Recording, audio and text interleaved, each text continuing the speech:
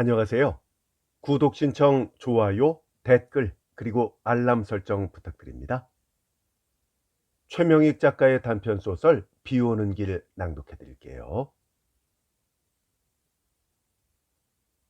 성박 한 끝에 사는 병일이가 봉직하고 있는 공장은 역시 맞은편 성박 한 끝에 있었다.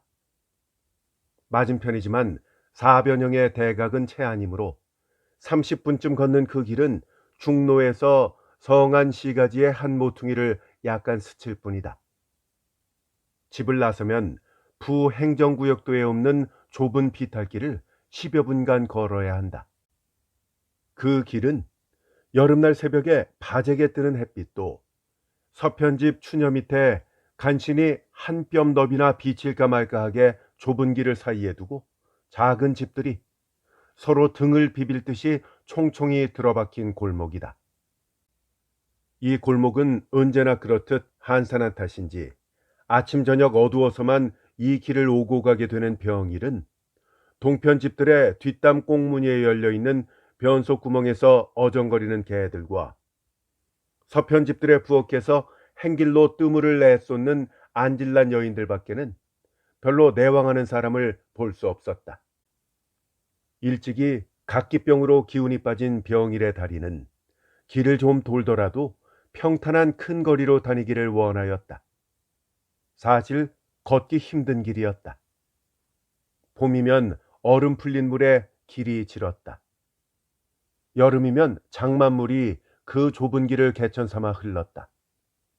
겨울에는 아이들이 첫눈 때부터 길을 닦아놓고 얼음을 지쳤다. 병일은 부드러운 다리에 실린 몸의 중심을 잡기 위해 외나무 다리나 건너듯이 두 팔을 허우적거리며 걷는 것이었다. 봄에 눈 녹은 물과 여름 장마를 치르고 나면 이 길을 걷는 병일이가 아끼는 그의 구두 콧등을 여지없이 망쳐버리는 것이었다. 비록 대낮에라도 비행기 소리에 눈이 팔리거나 머리를 수그렸더라도 무슨 생각에 정신이 팔리면 반드시 영양불량성인 아이들의 똥을 밟을 것이다. 봄이 되면 그 음침한 담 밑에도 작은 풀잎새가 한떨기씩 돋아나기도 하였다. 이 골목에 간혹 들어박힌 고가의 기왓장에 버즘같이 돋친 이끼가 아침 이슬에 젖어서 초록빛을 보이는 때가 있지만 한 줌 한 줌씩 아껴가며 구차하나마 이 돌짝길에 기슭을 치장해 놓은 어린 풀떨기는 이 빈민꿀도 역시 봄을 맞이한 대지의 한 끝이라는 느낌을 새롭게 하였다. 밤이면 행길로 문을 낸 서편 집들 중에 간혹 문등을 단 집이 있었다. 그것은 토지, 가옥, 인사 소개업이라는 간판을 붙인 집이었다.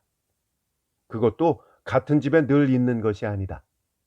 이 모퉁이를 지나면 있으려니 하였던 문등이 없어지기도 하고 저 모퉁이는 어두우려니 하고 가면 의외에 새 문등이 켜 있기도 하였다. 요사이 문등이 또 한 개 새로이 켜졌다. 저녁마다 장구 소리와 어울려서 나어린 계집애의 목청으로 부르는 노랫소리가 새어나오던 집이었다. 새 문등이 달리자 초롱을 든 인력거꾼이 그 집 문 밖에서 기다리는 것을 보게 되었다. 그리고 이 여름에는 초저녁부터 그 집 안방에 가득 차게 쳐놓은 생초 모기장을 볼 수 있었다. 다른 집들은 이 여름에도 여전히 모기쑥을 피우고 있다. 그 집도 작년까지는 모기쑥을 피웠던 것이다. 저녁마다 집으로 돌아올 때에 모기쑥 내에 잠긴 이 골목에서 붉은 도련을 친 그 초록 모기장을 볼 때마다 병일이는 윗꼭지를 척 도려놓은 수박을 연상하였다. 이 골목을 지나가면 새로운 시구 계획으로 갓 닦아놓은 넓은 길에 나서게 된다. 옛 성벽 한 모퉁이를 무찌르고 나간 그 거리는 아직 시가다운 시가를 이루지 못하였다. 헐린 예성 밑에는 낮고 작은 고가들이 들춰놓은 고분 속같이 침울하게 벌려져 있고 그것을 가리기 위한 차면같이 회땀에 함석영을 덮은 새 집들이 단벌줄로 나란히 서 있을 뿐이다. 이러한 바라크식 외짝 거리의 맞은편은 아직도 집들이 들어서지 않았었다. 시탄장사, 장목장사, 옹기노점, 시멘트로 만드는 토관 제조장 등 성 밖의 빈 땅을 이용하는 장사터가 그저 남아 있었다. 도시의 발전은 옛 성벽을 깨뜨리고 아직도 초평이 남아있는 이 성 밖으로 뛰어나오기 시작한 것이었다.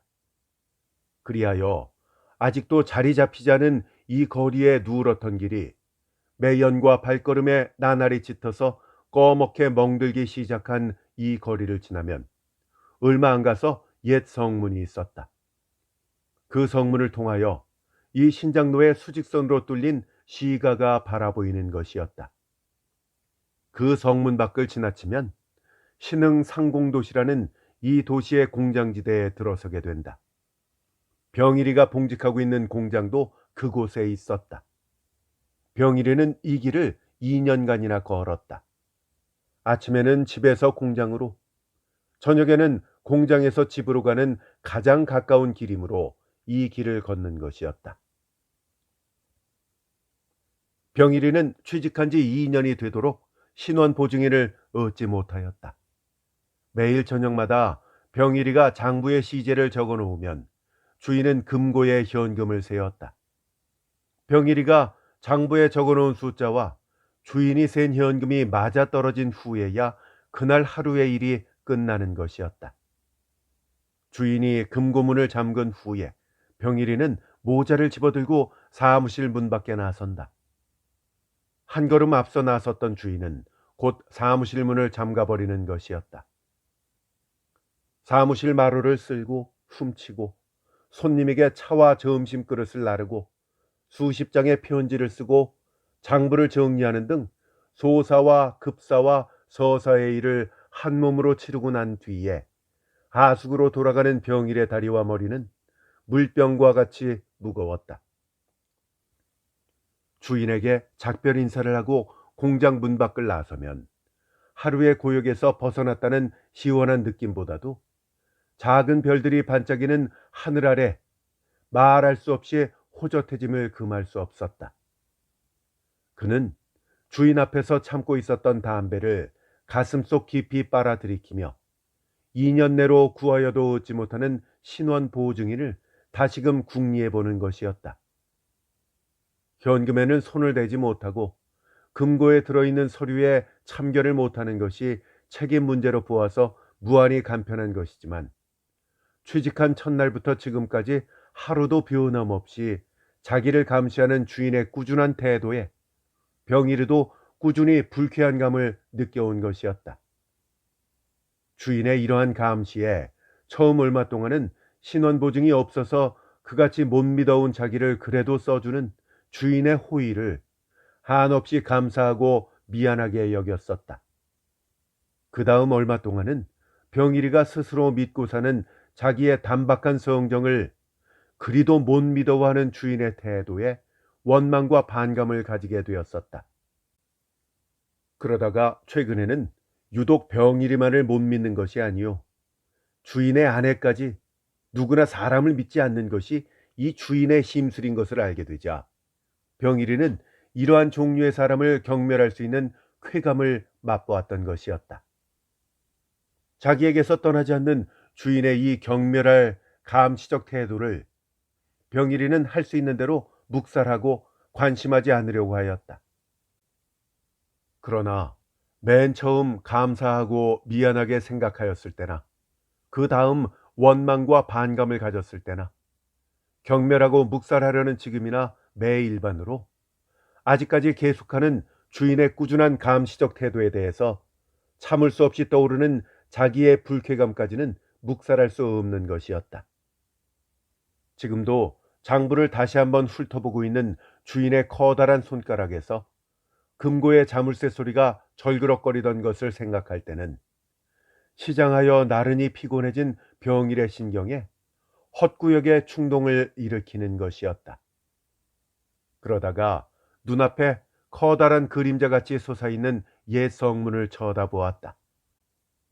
침침한 허공으로 솟아날 듯이 들려있는 누각 추녀의 검은 윤곽을 쳐다보고 다시 그 성문 구멍으로 휘황한 전등의 시가를 바라보며 10만, 20만이라는 놀라운 인구의 숫자를 눈앞에 그려보았다. 그들은 모두 자기네 일에 분망한 사람들이다.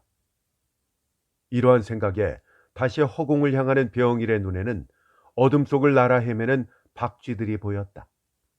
박쥐들은 캄캄한 누각 속에서 날아 나왔다가 다시 누각 속으로 사라지는 것이었다. 그것은 마치 옛 성문 누각이 지니고 있는 오랜 역사의 혼이 아직 살아서 밤을 타서 떠도는 듯이 생각되는 것이었다. 대개가 어두운 때이었으므로 신장로에도 사람의 내왕이 드물었다. 서로 매일같이 길을 어기는 사람이 있어도 언제나 그들은 노방의 타인이었다.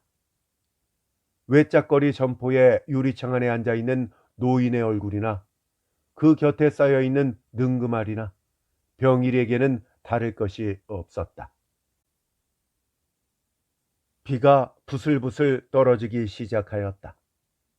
비안개를 격하여 보이는 옛 성문은 그 윤곽이 어둠 속에 잠겨서 영겁의 비를 머금고 있는 검은 구름 속으로 녹아들고 말듯이 보였다. 그러나 성낭 위에 높이 달아놓은 망대의 전등이 누각 한편 추녀 끝에 불빛을 던지고 있었다. 이끼에 덮이고 남은 기왓장이 빛나 보이고 그 틈소리에 자라난 긴 풀대가 비껴오는 빛발에 떨리는 것이 보였다. 외짝거리까지 온 병일이는 어느 집 처마 아래로 들어섰다. 그것은 문등이 달린 조그만 현관이었다. 현관 옆에는 회바른 담을 네모나게 도려내고 유리를 넣어서 만들어 놓은 쇼 윈도우가 있었다. 여기 사진관이 있었던가? 하고 병일이는 아직껏 몰라보았던 것이 우스웠다. 그 작은 쇼 윈도우 안에는 갓없는 16촉 전구가 켜 있었다. 그리고 퍼런 판에 금박으로 무늬를 놓은 반자지를 바른 그 안에는 중판쯤 되는 결혼사진을 중심으로 명함판에 작은 사진들이 가득히 붙어 있었다. 대개가 고무 공장이나 정미소의 여공인 듯한 소녀들의 사진이었다. 사진의 인물들은 모두 먹칠이나 한 듯이 시커먼 콧구멍이 들여다 보였다. 앞정으로 사진의 운머리만을 눌러놓아서 얼굴들이 반쯤 젖혀진 탓이겠지. 하고 병일이는 웃고 있는 자기에게 농담을 건네보았다. 그들의 휘죽은 이마 아래 눌려있는 정기 없는 눈과 두드러진 관골 틈에 길을 펴지 못하고 있는 나지막한 코를 바라보면서 병일이는 그들의 무릎 위에 얹혀있을 거친 손을 상상하였다. 병일이는 담배를 붙여물고 돌아서서 발 앞에 쏟아지는 낙수물 소리를 들으며 맞은편 빈터의 캄캄한 공간을 바라보았다. 거기서 간간히 불어오는 바람결마다 빛발은 병일이의 옷자락으로 풍겨들었다. 옆집 유리창 안에는 닦아놓은 푸른 등금알들이 불빛에 기름이나 바른 듯이 윤나 보였다. 그 가운데 주인 노파가 장죽을 물고 앉아 있었다. 피어오르는 담배 연기를 바라보며 졸고 있는 것이었다. 푸른 연기는 유리창 안에서 천장을 향하여 가늘게 떠오르고 있었다. 노파의 손에 들린 삿부채가 그 한면에 깃든 검은 그림자를 이편저편 뒤칠 때마다 가는 연기줄은 흩어져서 능금알의 반질반질한 뺨으로 스며 사라졌다. 그때마다 병일이는 강철 바늘 같은 모기 소리를 느끼고 몸소리를 쳤다. 빗소리 밖에는 고요한 저녁이었다. 병일이는 다시 쇼 윈도우 앞으로 돌아서서 연하여 하품을 하면서 사진을 보고 있었다. 그때 갑자기 사진이 붙어있는 뒷판장이 젖혀지며 커다란 얼굴이 쑥 나타났다. 병일이의 얼굴과 마주한 그 눈은 한겹 유리창을 격하여 잠시 동안 병일이를 바라보다가 붉은 손에 잡힌 비로 쇼 윈도우 안을 쓸어내고 전등알까지 쓰다듬었다. 전등 아래는 천장과 연하여 풀소머리 같은 거미줄이 얽혀 있었다. 비를 놓고 부채로 쇼윈도우 안의 하루살이와 파리를 쫓아내는 그의 혈색 좋은 커다란 얼굴은 직사되는 광선에 번질번질 빛나 보였다. 그리고 그의 미간에 칼자국같이 깊이 잡힌 한 줄기의 주름살과 구두소를 잘라붙인 듯한 거친 눈썹과 인중에 먹물같이 흐른 커다란 코 그림자는 산 사람의 얼굴이라기보다 얼굴의 윤곽을 도려낸 백지판에 모필로 한 획씩 먹물을 칠한 것 같이 보였다. 병일이는 지금 보고 있는 이 얼굴이나 아까 보던 사진의 그것은 모두 조화되지 않은 광선의 장난이라고 생각하였다. 그리고 암흑한 정막 속에 잠겨들고만 옛 성문 두각에 한편 추녀 끝만을 적시는 듯이 보이는 빛발이 다시 한번 병일이의 머릿속에 떠올랐다. 이렇게 서서 의식의 문 밖에 쏟아지는 낙숫물 소리에 귀를 기울이며 있는 병일이는 광선이 희화화한 쇼윈도우 안의 초상이 한 겹 유리창을 격하여 흘금흘금 자기를 바라보고 있는 충혈된 눈을 바라보았다. 변한 바람새에 휘어진 빛발이 그들이 격하여 서로 바라보고 있는 유리창에 뿌려서 빗방울은 금시에 미끄러져서 길게 흘러내렸다. 희화된 초상화에서 흐르는 땀방울. 병일이는 의식적으로 이러한 착각을 꾸며보았다. 지금껏 자기를 흘금흘금 바라보는 그 충혈된 눈에 작은 반감을 가졌던 것이다. 비에 놀란 듯한 얼굴은 쇼 윈도우에서 사라졌다. 그리고 현관문이 열렸다. 현관문을 열어잡고 하늘을 쳐다보던 그는 비가 대단하구만요. 이리로 들어와서 비를 그으시지요. 자, 들어오세요. 하고 역시 하늘을 쳐다보고 서 있는 병일이에게 말하였다. 그의 적삼 아래로는 뚱뚱한 배가 드러나 보였다. 가차없이 비를 쏟고 있는 푸렁덩한 하늘같이 그의 내어민 배가 병일이의 조급한 신경을 거슬렸으나 처음 보는 사람에게 이같이 친절한 것은 둥실한 그 배의 성격이거니 생각하며 권하는 대로 현관문 안에 들어섰다. 그는 병일이에게 의자를 권하고 이어서 휘파람을 불면서 조금 전에 떼어들었던 판장에서 사진들을 떼기 시작하였다. 함석 지붕에 떨어지는 빗소리는 어수선한 좁은 방 안을 침울하게 하였다. 구두소를 잘라붙인 듯한 눈썹을 찌푸려서 미간의 외줄기 주름살은 더욱 깊어지고 두드러진 입술에서 새어나오는 휘파람 소리는 날카롭게 들렸다. 병일이는 빗소리가 섞여오는 휘파람 소리를 들으며 테이블 위에 놓인 앨범을 뒤적이고 있었다. 금년에는 비가 많이 올 거려. 휘파람을 불다 말고 사진사는 이렇게 말을 건네며 병일이를 쳐다보았다. 글쎄요. 두고 보시오. 정년코 금년에는 탕수가 나고야 맙니다. 글쎄요. 병일이는 역시 이렇게 대답할 밖에 없었다. 서문의 문지기 구렁이가 현신을 했답니다. 말없이 쳐다만 보고 있는 병일이에게 어떤 커다란 사변의 전말이나 설명하듯이 그는 일손을 멈추고 어제 저녁에 비가 부슬부슬 오실 때 하고 말을 시작하였다. 어떤 사람이 우산을 받고 성문 안을 들어갈 때에 누각 기왓장이 우산을 스치고 발 앞에 철썩철썩 떨어졌다. 그래 쳐다본 즉 그 넓은 기왓골에 10여 골이나 걸친 큰 구렁이가 박죽 같은 머리를 내두르고 있었다고 한다. 사람들은 모여들었다. 그 중에 날쌘 젊은이가 올라가서 잡으려고 하였다. 노인들은 성문지기 구렁이를 해하면 재변이 난다고 야단쳤다. 갈기려는 채찍을 피하여 달아나는 구렁이를 여기 간다 저기 간다 하며 잡지 말라는 노인들을 둘러싼 젊은이들은 문 위에 올라간 사람을 지휘하며 웃고 떠들었다. 마침내 구렁이는 수많은 기왓골 틈으로 들어가 숨고 말았다. 안심한 노인들은 분한 건 놓쳤다고 떠드는 젊은이들 틈에서 이 여름에는 무서운 홍수가 나리라고 걱정하였다고 한다. 노인들의 증언이 틀리지 않습니다. 하고 그의 말은 끝났다. 글쎄요. 병일이는 이렇게 꽃 같은 대답을 3번이나 하기가 미안하였다. 그렇다고 설마 그럴라고요 하였다가 이 완고한 젊은이의 무지와 충돌하여 부질없는 얘기가 벌어지게 되면 귀찮은 일이다. 그때 현관문으로 작은 식함이 들어왔다.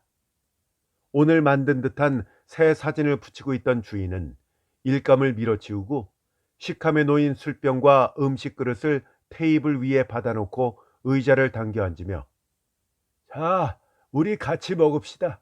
이미 청했던 것이지만은 하고 술을 따라서 병일이에게 건넸다. 병일은 코끝에 닿을 듯한 술잔을 피하여 물러앉으며 미안합니다만 나는 술을 먹지 않습니다. 하고 거절하였다. 아이고 그러지 마시고 자, 한 잔 드시오.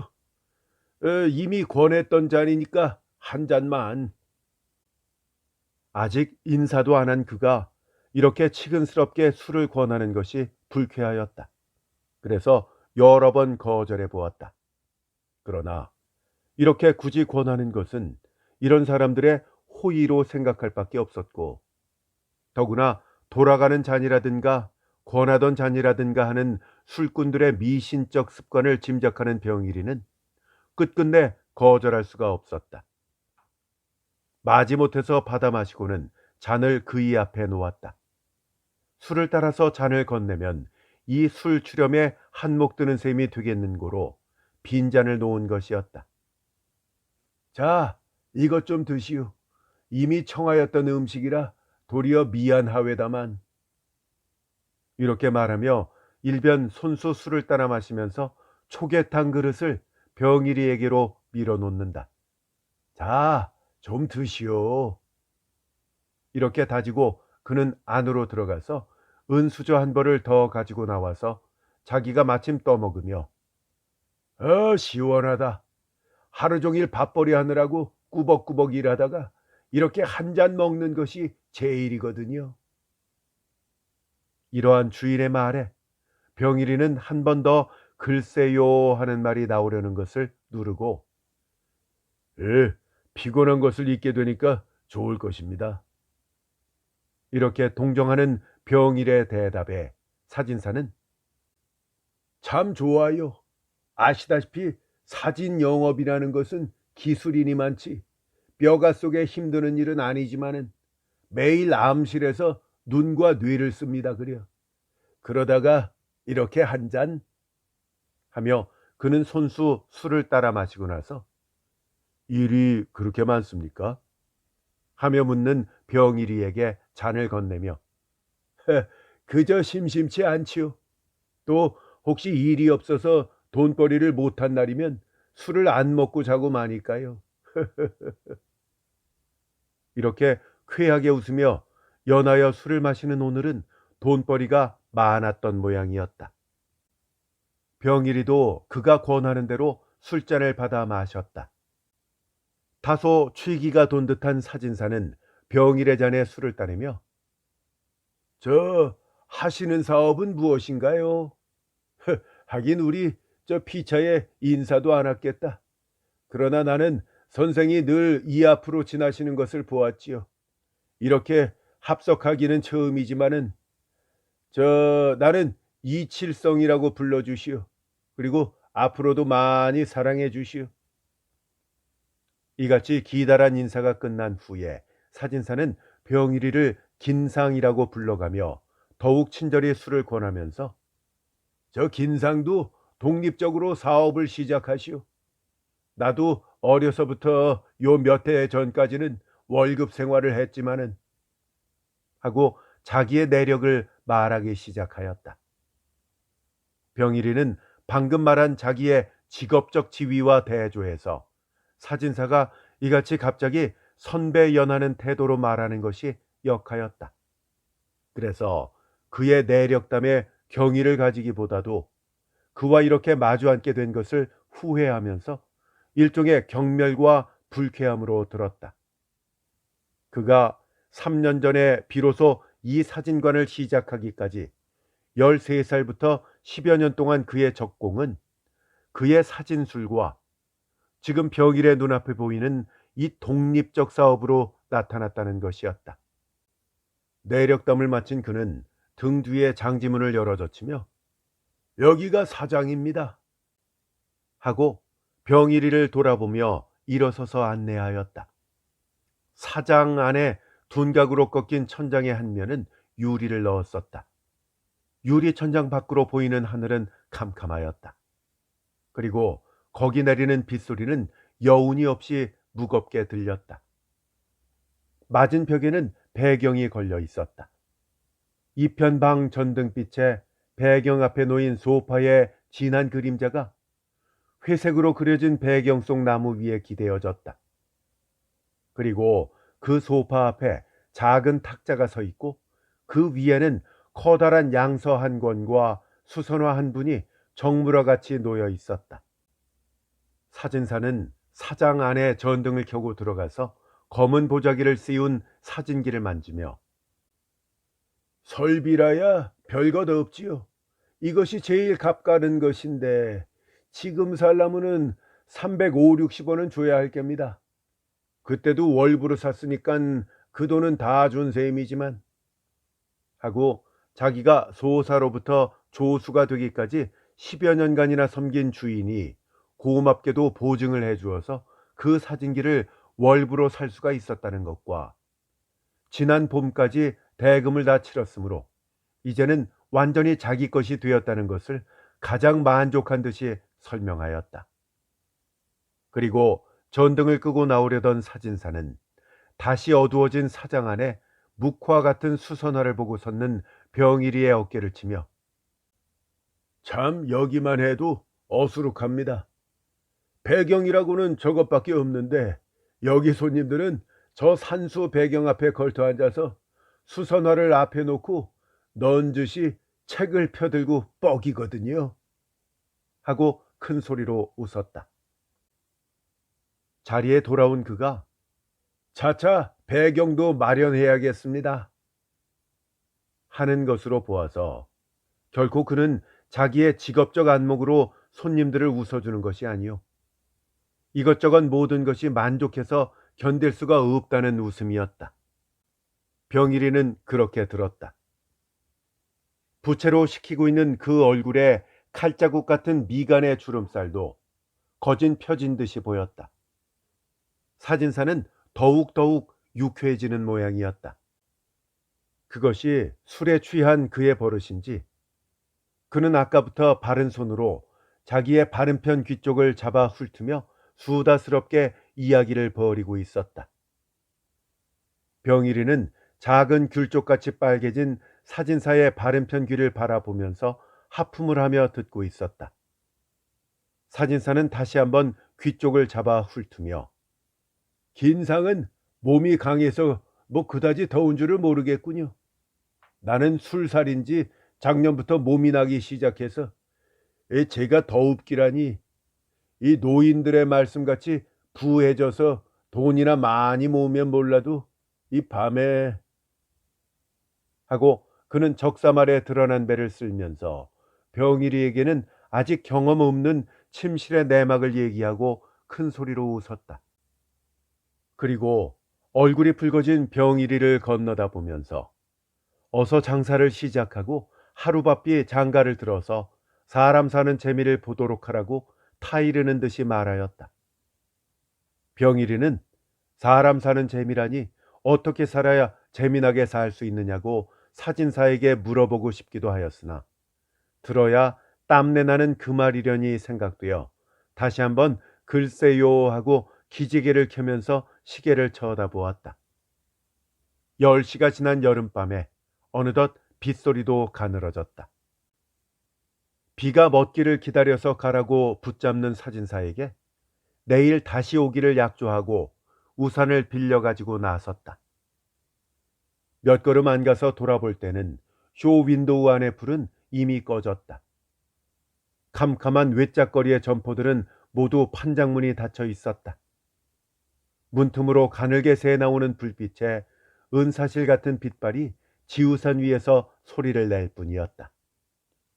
얼굴을 스치는 밤 기운과 손등을 때리는 물방울에 지금까지 흐려졌던 모든 감각이 일시에 정신을 차리는 것 같았다. 빈터 초평에서 한두 마디의 청개구리 소리가 들려왔다. 병일이는 걸음을 멈추고 귀를 기울였다. 얼마 기다려서야 맹꽁맹꽁 우는 소리를 한두 마디 들을 수가 있었다. 때리는 빗방울에 눈을 껌뻑이면서 맹꽁맹꽁 울 적마다 물에 잠긴 흰 뱃가죽이 흐물거리는 청개구리를 눈앞에 그려보았다. 청개구리의 뱃가죽 같은 놈. 문득 이런 말이 나오며 병일이는 자기도 모를 사진사에게 대한 경멸감이 떠올랐다. 선뜩선뜩하고 번질번질한 청개구리의 흰 뱃가죽을 핥은 듯이 입안에 깨끔한 침이 돌아서 발걸음마다 침을 뱉었다. 그리고 숨결마다 코앞에 서리는 술래가 역해서 이리저리 얼굴을 돌리는 바람에 그의 발걸음은 비틀거렸다. 내가 취했나? 하는 생각에 그는 정신을 차렸지만 떼어놓는 발걸음마다 철벅철벅하는 진흙물 소리가 자기 외에 다른 누가 따라오는 듯하여 자주 뒤를 돌아보기도 하였다. 청개구리의 백가죽 같은 놈 하는 생각에 그는 자주 침을 뱉으며 좁은 골목에 들어섰다. 거기는 빗소리보다도 좌우편 집들의 처마에서 떨어지는 낙숫물 소리가 어지럽게 들렸다. 동편 집들의 뒷담은 무덤처럼 답답하게 돌아앉아 있었다. 문을 열어놓은 서편 집들의 어두운 방 안에서는 후끈한 김이 코를 스치고 아이들의 울음소리와 여인들의 잠꼬대 소리가 들렸다. 그리고 간혹 작은 칸델라를 켜놓은 방 안에는 마른 지렁이 같은 늙은이의 팔다리가 더러운 이불 밖에서 움직이며 가래 걸린 말소리와 코 고는 소리가 들리기도 하였다. 병일이는 아침에나 초저녁에는 볼 수 없던 한층 더 침울한 이 골목에 들어서 좌우편 담에 우산을 부딪히며 이것이 사람 사는 재미냐? 헤, 청개구리의 백가죽 같은 놈. 이렇게 중얼거리며 다시 침을 뱉으며 걸었다. 뒤에서 찌릉찌릉하는 종소리가 들렸다. 누렇게 비치는 초롱을 단 인력거가 오고 있었다. 병일이는 비틀거리는 걸음으로 앞서기가 싫어서 한편으로 길을 비키고 섰다. 가까이 온 인력거의 초롱은 작은 감모 같은 우비 아래서 덜덜 떨고 있었다. 반쯤 기운 병일의 우산 끝을 스치고 지나가는 인력거 안에서 아이 참 골목도 이렇게 좁아서야 하고 두세 번 혀를 차는 소리가 들렸다. 아씨도 아랫거리에 큰 집이나 한 채 좀 사셔야지요. 인력거꾼이 숨찬 말소리로 이렇게 말하자 아이 어느새 뭐 하는 기생의 말소리가 그쳤으나 캄캄한 호로 안에서 그 대꾸를 들으려고 귀를 갸웃하고 기다리는 양이 상상되는 음성이었다. 왜요? 아씨만 하고서야. 이렇게 하려던 말을 채 마치지 못하고 숨이 찬 인력거꾼은 한 손으로 코를 풀었다. 그렇지만 큰 집 한 채에 돈이 얼마나 드는데. 이렇게 혼잣말같이 하는 기생의 말소리는 금시에 호젓한 맛이 있었다. 인력거꾼은 아씨처럼 잘 불리우시면 3, 4년이면 뭐 그것쯤이야 하고 기생을 위로하듯이 아까 하던 말을 이었다. 그러나 호로 안에서는 잠깐 잠잠하였다가 수다 식구가 먹고 입고 사는 것만 해도 여간이 아닌데 하는 기생의 말소리는 더욱 호젓하였다. 인력거꾼도 말을 끊었다. 초롱불에 희미하게 비치는 진흙물에 떼어놓는 발걸음 소리만이 무겁게 들렸다. 인력거는 작은 대문 앞에 멎었다. 컴컴한 처마 끝에는 빗물이 맺혀서 뜨고 있는 동그란 문등이 흰 포도알같이 작게 비치고 있었다. 인력거에서 내린 기생은 낙숫물을 피하여 날쌔게 대문 안으로 들어갔다. 그리고 다시 대문 밖을 내다보면서 인력거 군에게 잘가오 하고 어린애와 같이 웃는 얼굴로 사라졌다. 병일이는 늙은 인력거 군이 잡고선 초롱불에 기생의 작은 손등을 반쯤 가린 남길 솜과 동그란 허리에 감싸 올린 옥색 치마 위에 늘어진 붉은 저고리 고름을 보았다. 그것이 어린애와 같이 웃는 기생의 흰 얼굴과 어울려서 더욱 어리게 보였다. 그러나 이제 인력거 군과 하던 말과 그 짧은 대화의 끝을 콤비한 생활고의 독백으로 마치던 그 호젓한 말씨는 결코 어린애의 말이라고 들을 수가 없었다. 대문 안에 사라진 미상불 갓깬 병아리 같은 솜털이 있을 기생의 얼굴을 눈앞에 그리며 그녀의 얘기 소리가 귓가에 남아있는 병일이의 머릿속에는 어릴 때 손가락을 베었던 의애기 풀잎이 생각난다. 연하면서도 날카로운 의애기의 파란 풀잎이 머릿속을 스치고 사라지자 병일의 신경은 술에서 깨어나는 듯하였다. 돌아가는 인력거의 초롱불에 자기의 양복 바지가 말 못되게 더러운 것을 발견하고 병일은 하염없는 웃음이 떠오름을 깨달았다. 하숙방에 돌아온 병일이는 머리맡에 널려있는 책을 두겨서 베고 누웠다. 그는 천장을 쳐다보며 2년 내로 매일 걸어다니는 자기의 변화 없는 생활의 코스인 그 길에서 보고 들은 생활면을 다시 한번 바라보았다. 그것은 새로운 것도 아니었다. 물론 진기한 것도 아니었다. 오히려 그 같은 것을 머릿속에 담아두고서 생각하는 자기가 이상하리만큼 평범하고 속된 것이었다. 그러나 그같이 음산하게 벌어져 있는 현실은 산문적이면서도 그 산문적 현실 속에는 일관하여 흐르고 있는 어떤 힘찬 리듬이 보이는 듯하였다. 그리고 그 리듬은 엄숙한 비판의 힘으로 변하여 병일이의 가슴을 답답하게 누르는 듯하였다. 내게는 청개구리의 백가죽만한 탄력도 없고 의애기 풀잎 같은 청기도 또 날카로움도 없지 않은가? 이러한 반성이 머릿속에 가득 찬 병일이는 용이히 올 것 같지 않은 잠을 청하려고 눈을 감았다. 우울한 장마는 계속되었다. 그것은 태양의 얼굴과 창공과 대지를 씻어낼 패기 있는 폭풍우를 그립게 하는 굳은 비였다. 이 며칠 동안에는 얼굴을 편 태양을 볼 수가 없었다. 혹시 비가 개는 때라도 열에 뜬 태양은 병신같이 마음이 굳었다. 오래간만에 맞은편 하늘에 빗긴 무지개를 반겨서 나왔던 아이들은 수목 없는 거리의 처마 아래로 다시 쫓겨갈 밖에 없었다. 밤하늘에는 별들도 대개는 불을 켜지 않았다. 쉴 새 없이 야수대 같은 검은 구름이 달렸다. 그러고는 또 비가 구질구질 내렸다. 빗물 고인 웅덩이에는 수없는 장구벌레들이 끊어내인 신경줄기같이 꼬불거리고 있었다.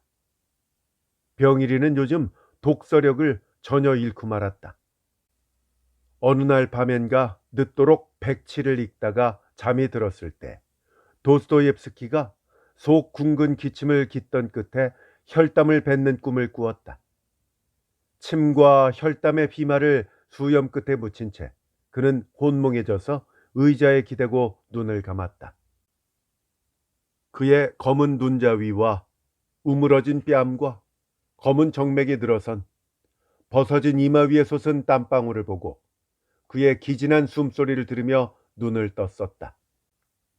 그때 방 안에는 뇌실을 치려는 목종의 기름 마른 기계 소리만이 섞여 들릴 뿐이었다. 이렇게 잠을 잃은 병일이는 백치 권두에 있는 작자의 전기를 다시 한번 훑어보았다.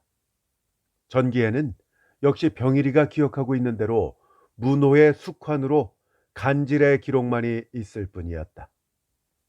도스토옙스키의 동양인 같은 수염에 맺혔던 혈담은 어릴 적 기억에 남아있는 자기 아버지의 죽음의 연상으로 생기는 환상이라고 생각하였다. 근자의 병일이는 사무실에서 장부 정리를 할 때도 혹시 후원에서 성낸 소와 같이 거닐고 있던 니체가 푸른 이끼 돋친 바위를 안고 이마를 부딪히는 것을 상상하고 작은 신음소리가 나오려는 것을 깨닫고는 몸서리를 치기도 하였다. 그럴 때마다 곁에서 담배를 피우며 신문을 뒤적이고 있는 주인을 바라볼 때 신문 외에는 활자와 인연이 없이 살아갈 수 있는 그들의 생활이 부럽도록 경쾌한 것 같았다. 사실 월급에서 하숙비를 제하고 몇 푼 안 남는 돈으로 탐내어 사들인 책들이 요즘에는 무거운 짐같이 겨웠다. 활자로 박힌 말의 퇴적이 바로해서 풍겨오는 문학의 자극에 자기의 신경은 확실히 피곤해졌다고 병일이는 생각하였다. 피곤한 병일이는 사무실에서 돌아올 때마다 이 지루한 장마는 언제까지나 계속할 셈인가고 중얼거렸다. 지금부터는 마음대로 할 수 있는 나의 시간이라고 생각하며 돌아가는 길에 언제나 발을 멈추고 바라보는 성문을 요즘에는 우산 속에 숨어서 그저 지나치는 때가 많았다. 혹시 생각나서 돌아볼 때는 수없는 빛발에 씻기며 서 있는 누각을 박쥐조차 나들지 않았다. 전날 큰 구렁이가 기왓장을 떨어쳤다는 말이 병일이에게는 육친의 시체를 보는 듯한 침울한 인상을 주는 것이었다. 모기 소리에 빈대 냄새와 빈들거리다가 새침이 뛰어오르는 벼루기가 기다릴 뿐인 바람 한 점 없는 하숙방에서 활자로 시커멓게 메인 책과 마주 앉을 용기가 없어진 병일이는 어떤 유혹에 끌린 듯이 사진관으로 찾아가게 되었다. 사진사도 병일이를 환영하였다. 그리고 술과 한담이 있었다. 아직껏 취잉을 향락해 본 경험이 없던 병일이는 자기도 적지 않게 마시고 제법 사진사와 같이 한담을 주고받을 수 있다는 것이 만족하게 생각되기도 하였다. 사진사가 수다스럽게 주워 섬기는 이야기를 듣고 있는 동안에 병일이는 문득 자기를 기다릴 듯한 어젯밤 펴놓은 대로 있을 책을 생각하고 시계를 쳐다보기도 하였으나 문 밖의 빗소리를 듣고는 누구에 대한 것인지도 모를 송구한 마음을 가라앉히는 것이었다. 그럴 때마다 그는 얘기에 신이 나서 잊고 있는 사진사의 잔을 집어서 거푸 마셨다. 밤 12시가 거진되어서 하숙으로 돌아가는 병일이는 비를 맞는 것이 오히려 마음이 편하였다. 이것이 무슨 짓이냐 하는 반성은 갈라진 검은 구름 밖으로 보이는 별 밑에 한층 더하므로 이 생활은 일시적이다, 장마의 탓이다 하는 생각을 오는 비에 핑계하기가 편했던 것이다. 책상 앞에 돌아온 병일이는 내 마음대로 할 수 있는 시간이 모두 없어진 것을 새삼스럽게 느끼고 있는 자기를 발견하는 것이었다. 이른 아침 시간을 위해서 자야 할 병일이는 벌써 깊이 잠들었을 사진사의 코 고는 소리가 들리는 듯하여 잠이 오지 않았다. 요즘 사진사는 술을 사양하는 때가 있었다. 손이 떨려서 사진 수정에 실수가 많으므로 얼마 동안 술을 끊어볼 의사가 있다는 것이었다. 이 장마에 손님이 없어서 그이 역시 우울하게 지내는 모양이었다. 그러나 병일이가 술을 사서 권하면 서너 잔 후에는 이내 유쾌해지는 것이었다. 오늘도 유쾌해진 사진사가 병일이에게 잔을 건네며 긴상, 밤에는 무엇으로 소일을 하시오? 하고 물었다. 전에는 사진사가 주워 섬기는 화제는 대부분이 사진사 자신의 내력과 생활에 관한 얘기요 자랑이었다. 혹시 도를 지나치는 그의 살림 내정 얘기에 간혹 미안하게 생각드는 때가 있었으나 마음 놓고 들으며 웃을 수 있었던 것이다. 그렇던 것이 이 며칠은 병일이가 술을 마시는 탓인지 사진사는 병일의 생활을 화제로 삼으려는 것이 현저하였다. 병일이가 월급을 얼마나 받느냐고 물은 것은 벌써 그저께였다. 어젯밤에는 하숙비는 얼마나 내느냐고 물은 다음에 흐지부지 허튼 돈을 안 쓰는 긴상이라 용처로 한 달에 기껏 6원을 쓴다 치고라도 한 달에 7, 8원은 저금했을 터이니 이태 동안에 소불하 200원은 납세였으리라고 계산하였다. 그 말에 병일이는 웃으며 글쎄 그랬더라면 좋았을 걸 아직 한 푼도 저축한 것이 없다고 하였더니 내가 긴상에게 돈 꾸려고 할 사람이 아니니 거짓말할 필요는 없다고 서둘다가 정말 돈을 앞세우지 못하였다면 그 돈을 무엇에다 다 썼을까고 대단히 궁금해하는 모양이었다. 사진사가 오늘 이렇게 묻는 것도 그러한 궁금증에서 나오는 말인 것을 짐작하는 병일이는 하기 싫은 대답을 간신히 저 갑갑하니까 그저 책이나 보지요 하고 담배 연기를 핑계로 찡그린 얼굴을 돌렸다. 사진사는 서슴지 않고 여전히 병일이를 바라보며 책? 법률 공부를 하시오? 책이나 보시는데 무슨 돈을 그렇게 나를 속이시는 말인지는 모르지만 혼자서 적지 않은 돈을 저금도 안 하고 다 쓴다니 그게 말이 돼요? 이렇게 말하며 충혈된 눈을 더욱 크게 뜨고 병일이를 마주보는 것이었다. 술이 반쯤 취한 때마다 사람이란 것은 하고 흥분한 어조로 자기의 신념을 말하거나 설교를 하려 드는 것이 사진사의 버르심을 이미 아는 바이요. 또한 그 설교를 무심중 귀를 기울이고 들은 적도 있었지만 오늘같이 병일의 생활을 들추어서 설교하려 드는 것은 대단히 불쾌한 것이다. 술에 흥분된 병일이는 그래 댁이 무슨 상관이요? 하는 말이 생각나기는 하였으나 이런 경우에 잘 맞지 않는 남의 말을 빌리는 것 같아서 용기가 없었다. 그렇다고 돈을 아껴서 책까지 안 산다면 내 생활은 무엇이 됩니까? 지금 나에게는 도서관에 갈 시간도 없지 않소. 그러면 그렇게 책은 읽어서 무엇 하느냐고 묻겠지만 나 역시 무슨 목적이 있어서 보는 것은 아닙니다. 하고는 어떻게 살아야 후회 없는 일생을 살 수 있는가 하는, 즉 사람에게는 사람이란 무엇인가 하는 의문이 있다는 것을 알고 나도 그것을 알아보려고 한 적도 있었지만 지금은 고학도 할 수 없이 된 병약한 몸과 2년 내로 주인에게 모욕을 받고 있는 나의 인격의 울분한 반항이 말하자면 모두 자기네 일에 분망한 세상에서 나도 내 생활을 위하여 몰두하는 시간을 가져보겠다는 것이 나의 독서요 라고 이렇게 말한다면 말하는 자기의 음성이 떨릴 것이요. 그 말을 듣는 사진사는 반드시 하품을 할 것이라고 생각한 병일이는 하염없는 웃음을 웃고 나서 그럼 나도 책 살 돈으로 저금이나 할까? 이 책 대신에 매달 조금씩 들어가는 저금 통장을 들여다보는 것으로 낙을 삼고 아무렴 그것이 재미지 적소성대라니 이렇게 하는 사진사의 말을 가로채서 시간을 거꾸로 보아서 10년 후에 1,000원을 미리 기뻐하면서 하고 웃고 난 병일이는 아까부터 놓여있는 술잔을 꿀꺽 마시고 사진사의 말을 막으려는 듯이 곧 술을 따라 건넸다.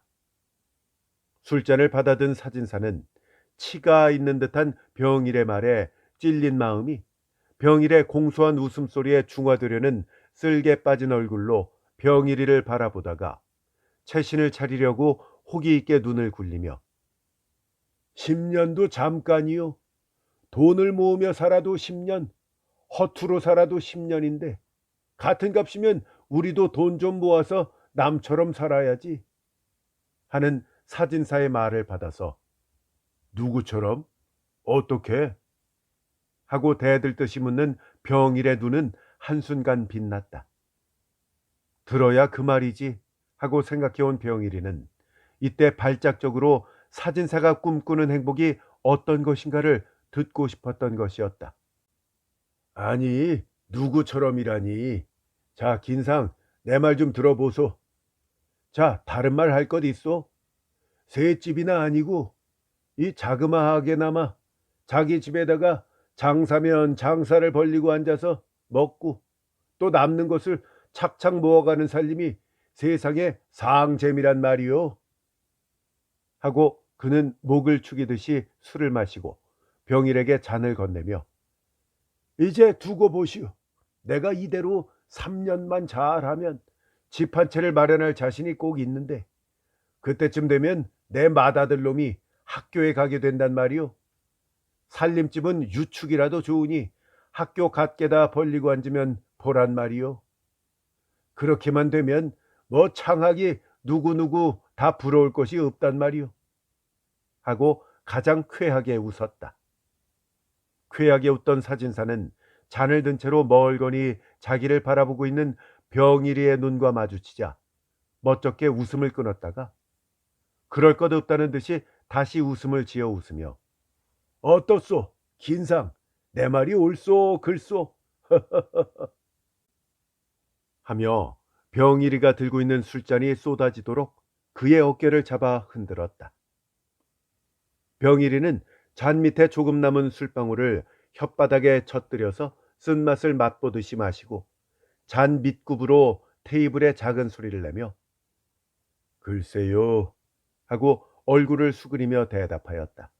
사진사는 글쎄요라니 하니 병일이의 대답이 하도 시들함을 나무라는 모양으로 긴상은 도무지 남의 말을 고지 안 듣는 것이 병이거든.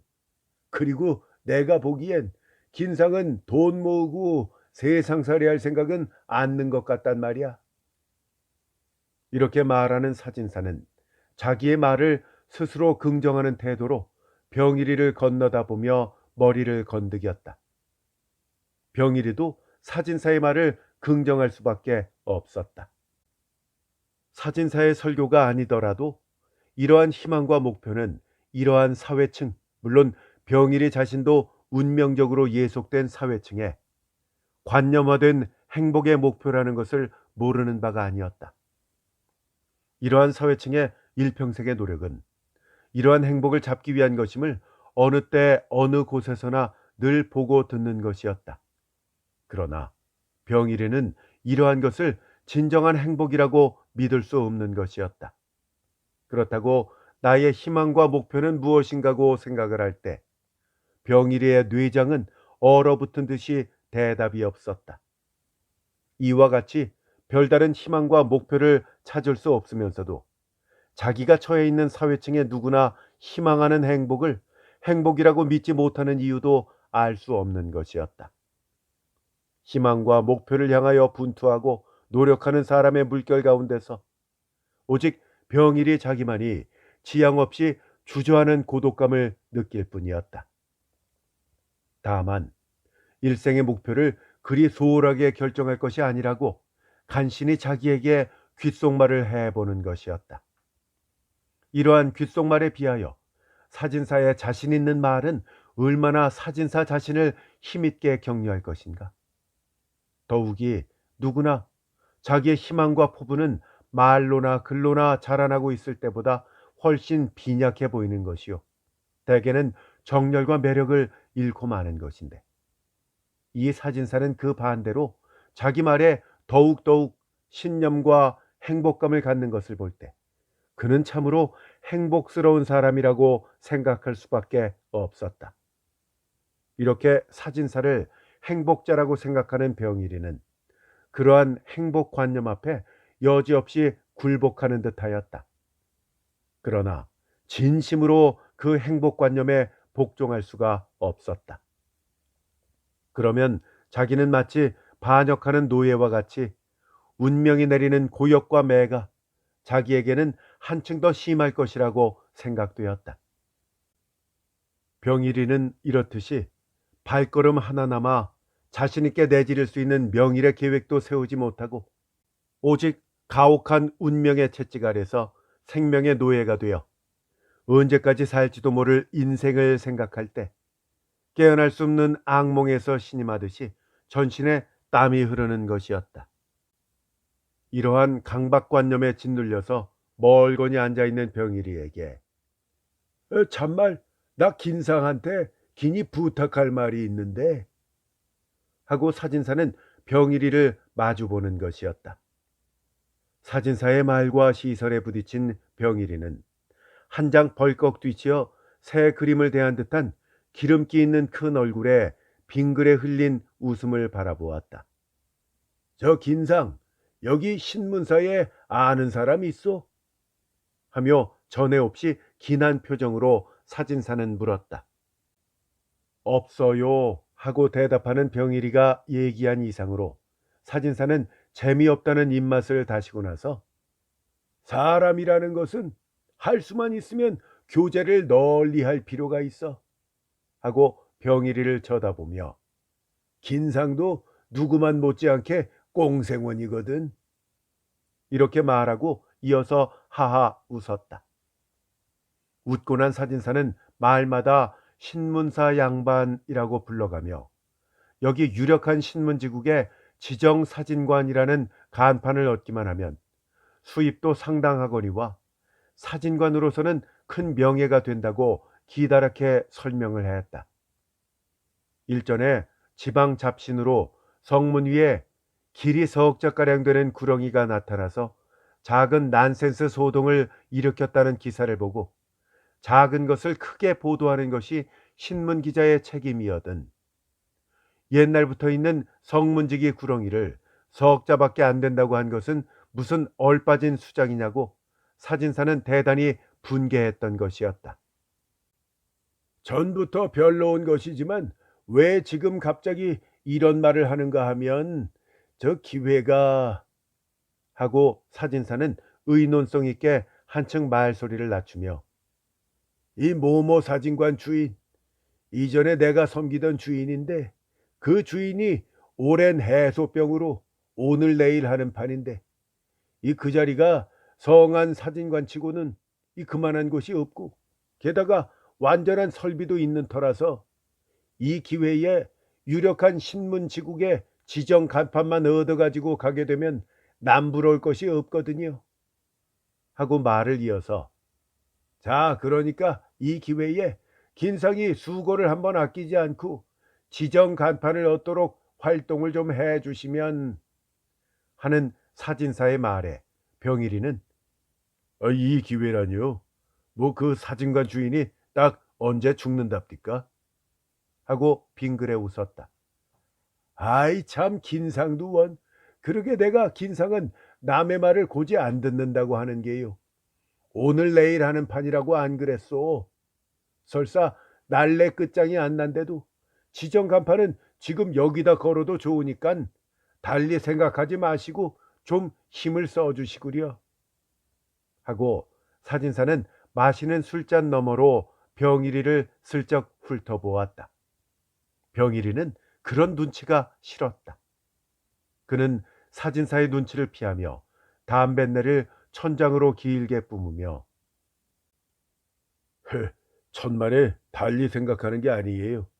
이 나도 학생 시대에 테니스를 할 때는 세컨 플레이가 돼서 남이 하는 게임이 속히 끝나기를 초조하게 기다린 경험이 있으니까요.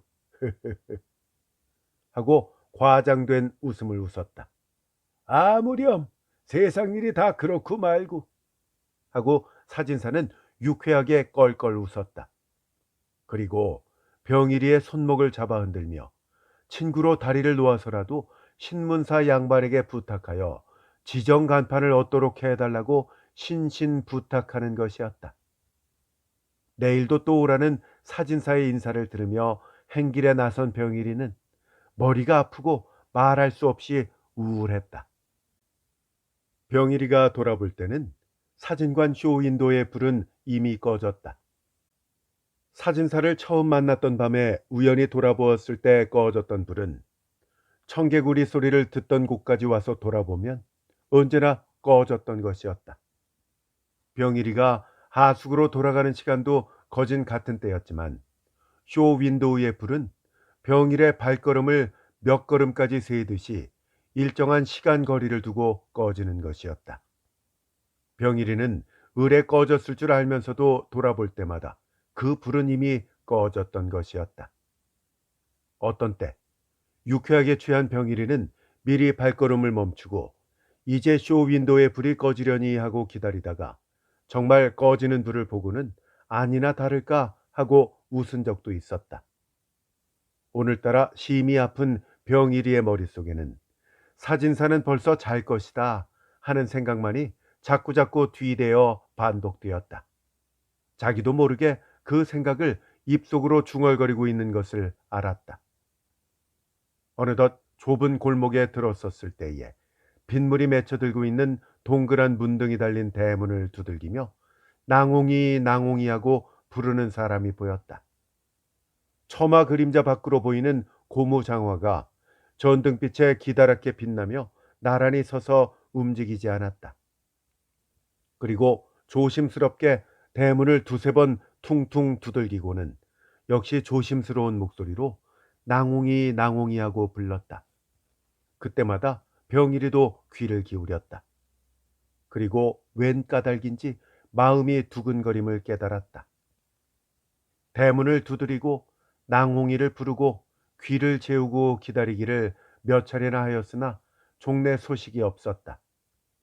할 수 없이 단념한 그 사람은 돌아선 그와 마주서게 된 병일이 멍하니 서 있는 자기 얼굴을 가로배듯이 날카로운 시선이 번쩍 스칠 때 아득해진 그는 겨우 그 사람의 코아래 팔자 수염을 보았을 뿐이었다. 머리를 숙이고 도망하듯이 하숙으로 달아온 병일이는 이불을 뒤쓰고 누웠다. 신혈이 나고 전신이 떨렸다. 신혈로 며칠 앓고 난 병일이는 여전히 그 길을 걸으면서도 한 번도 사진사를 찾지 않았다. 한때는 자기가 사진사를 찾아가는 것은 마치 땀 흘린 말이 누워서 뒹굴 수 있는 몽당판을 찾아가는 듯한 것이라고 생각한 적도 있었다. 그러나 그곳도 마음 놓고 뒹굴 수 있는 곳은 아니었다. 피부면에까지 노출된 듯한 병일의 신경으로는 문어의 흙반같이 억센 생활의 기능으로서의 신경을 가진 그런 사진사의 생활면은 도리어 아픈 곳이었다. 이같이 사진사를 찾지 않으려고 생각한 병일이는 매일 오고 가는 길에 사진관 앞을 지날 때마다 마음이 불안하였다. 그렇게 매일같이 찾아가던 자기가 갑자기 발을 끄는 것을 사진사는 나무럽게 생각할 것 같았다. 그보다도 병일이 자신이 미안하였다. 자기를 사랑하던 사진사의 호의를 무시하는 행동같이도 생각되었다. 자기가 그를 찾지 않는 이유를 모르는 사진사는 그가 부탁했던 지정 간판이 짐스러워서 오지 않는 것 같이 오해하지는 않을까? 그렇다고 자기가 사진사를 피하는 진정한 심정을 소설 중의 주인공이 아닌 자기로서 그 역시 소설 중의 인물이 아닌 사진사에게 어떻다고 말할 수도 없는 것이었다. 이같이 생각하던 병일이는 마침내 이렇듯 짐스러운 관심 때문에 자기 생활 중에서 얻기 힘든 사색의 기회를 주는 이 길 중도에 무신경하게 앉아있는 사진사의 존재를 귀찮게 생각하기도 하였다. 아침에는 물론 사진관 문이 닫혀 있었다. 어젯밤에도 혼자서 술을 먹고 아직 자고 있는가? 하긴 새벽부터 가게 문을 열 필요는 없는 영업이니까 하고 생각하였다. 그러나 저녁에는 열린 문 안에 혹시 사람의 흰 그림자가 보일 때마다 길게 걸쳐놓은 뱀의 시체나 뛰어넘듯이 머리 밑이 쭈삣하였다. 무슨 까닭인지 근자에 며칠 동안은 아침이나 저녁이나 사진관의 문은 닫혀 있었다. 이렇게 연 며칠을 두고 더운 여름밤에 문을 닫고 있는 사진사의 소식이 궁금하기도 하였다. 한번 찾아 들어가서 만나보고 싶기도 하였으나 그리 신통치도 않았던 과거를 되풀이해서는 무엇하리 하는 생각에 닫힌 문을 요행으로 알고 다녔다. 이렇게 지나기를 한 주일이나 지나친 어느 날이었다. 오래간만에 비겐 아침에 병일이는 사무실 책상 앞에서 신문을 보고 있었다. 평양에 장질 부사가 유행해서 사망자 다수라는 커다란 제목이 붙은 기사를 읽어 내려가다가 불이 피병원에 수용됐다가 죽었다는 어떤 사람의 씨명 중에 이칠성이라는 세 글자를 보았다. 병일이는 자기의 눈을 의심하였으나 주소와 직업으로 보아서 그것은 칠성사진관 주인인 이 시임에 틀리지 않았다. 병일이는 지금껏 자기 앞에서 얘기를 해 들려주던 사람이 하던 이야기를 마치지 않고 슬쩍 나가버린 듯이 허전함을 느꼈다. 그 얘기는 영원히 중단된 얘기로 자기의 기억에 남을 것이라고 생각되었다. 병일이는 뒤대어 오는 전화의 수화기를 떼어들고 메모에 연필을 달리면서도 대체 사람이란 그런 것인가 하는 생각에 받던 전화 말을 잊게 되어 미안하지만 다시 한번 하고 물었다. 병일이는 사진사를 조상할 길이 없었다. 다만 멀리 북쪽으로 바라보이는 광산 화장장에서 떠오르는 검은 연기를 바라보았을 뿐이었다. 그 이튿날 아침에 사진관 앞에서 이삿짐을 실은 구루마가 떠나가는 것을 보았다. 계집애인 듯한 어린 것을 등에 업고 5, 6세 된 사내아이 손목을 잡은 젊은 여인이 짐 실은 구루마의 뒤를 따라가고 있는 것을 보았다. 병일이는 그것이 사진사의 유족인 것을 짐작하였다. 병일이는 뒤로 따라가다가 그들이 서문통 안으로 사라질 때까지 바라보고 있었다. 그들이 보이지 않게 되었을 때 병일이는 공장으로 가면서 산 사람은 아무렇게라도 죽을 때까지는 살 수 있는 것이니까 이렇게 중얼거리며 그는 자기가 어렸을 때 부모상을 당하고 못 살 듯이 서러워했던 생각을 하였다. 저녁에 돌아갈 때는 현관의 문등은 이미 없어졌다. 그리고 역시 불이 꺼진 쇼 윈도우 안에는 사진 대신에 새집이라고 크게 쓴 백지가 비스듬히 붙어 있었다. 어느덧 장질 부사의 흉스럽던 소식도 가라앉고 말았다. 홍수도 나지 않고 지루하던 장마도 이럭저럭 끝날 모양이었다. 병일이는 혹시 늦은 장마비를 맞게 되는 때가 있어도 어느 집 처마에 들어가서 비를 그으려고 하지 않았다. 노방의 타인은 언제까지나 노방의 타인이기를 바랐다. 그리고 지금부터는 더욱 독서에 강행군을 하리라고 계획하며 그 길을 걸었다. 최명익 작가의 단편소설 비오는 길이었습니다. 저희 채널에 이미 여러 작가의 수많은 작품들이 올라가 있습니다. 재생 목록에 보시면 각 작가별로 분류해서 올려놓았으니까 꼭 들러보시기를 추천드립니다. 함께 해주신 여러분 감사합니다. 안녕히 계세요.